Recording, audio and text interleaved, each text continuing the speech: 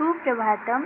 आज हम लोग इस वीडियो में कक्षा 10वीं की संस्कृत की पुस्तक जिसका नाम पीयूषम है, उसके 10वें पाठ जिसका नाम मंदाकिनी वर्णनम है, उसको पढ़ेंगे, जो कि सितंबर की मासिक परीक्षा के लिए अत्यंत ही उपयोगी है। तो कल हम लोग इसका पिछला भाग देख चुके थे।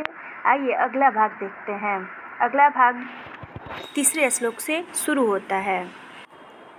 दूसरे श्लोक तक हम लोग पिछले वाले वीडियो में देख चुके थे, तो आइए अगला श्लोक देखते हैं। अगला हमारा श्लोक है मृगयुथ निपीतानि कलुषा अम्भांसि साम्प्रतं तीर्थानि रमणीयानि रतिं संजनयन्ति मे। मृगयुथ निपीतानि कलुषा अम्भांसि साम्प्रतं तीर्थानि रमणीयानि रतिं संजनयन्ति मे।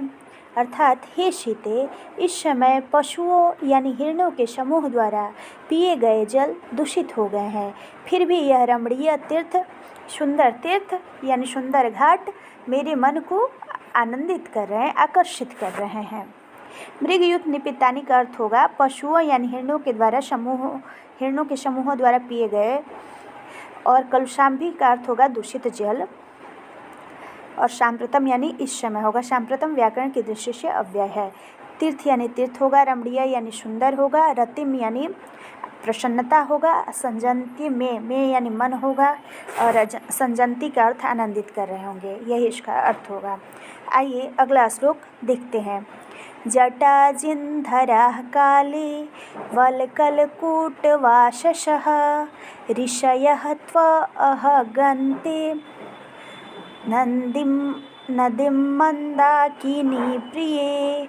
जटाजिनधरा काले वल्कलकूटवाशसः ऋषयः तौ अगहन्ते नदीं मंदाकिनी प्रिये। अर्थात हे प्रिय, हे सीता को प्रिय कह रहे हैं भगवान श्री राम। तो कहते हैं जटाधारी जो है, जटाधारी यानी जो ऋषि जटा धारण किए हुए हैं और मृग का चर्म पहने हुए हैं, मृग के छाल को पहने हुए हैं, और वृक्ष के वल्कल के रूप में, वृक्ष को वस्त्र के रूप में धारण करने वाले ऋषि तो उपयुक्त समय में इसी मंदाकिनी नदी में स्नान करते हैं। यहाँ पे जटाधारी शब्द है। भगवान श्री राम सीता जी से कहते हैं, सीते, जटाधारी जो मुनि लोग होते हैं या मृग के छाल को जो पहनते हैं या वृक्ष को वस्त्र के रूप में जो धारण करते हैं, वृक्ष के पत्तों को जो वस्त्र के रूप में धारण करते हैं, वह ऋषि सही समय में इसी मंदाकिनी नदी में स्नान करते हैं। अवगहन्ते का अर्थ स्नान करते हैं होगा। काले का अर्थ समय में होगा। ऋषि अवगहन्ते यानी ऋषि स्नान करते हैं। मंदाकिनी यानी नदी होगा, और नदी मतलब नदी तो होता ही है। आइए अब अगला श्लोक देखते हैं। निश्चय ही यह श्लोक आपको सही अच्छे से समझ में आ गया होगा। अगला हमारा श्लोक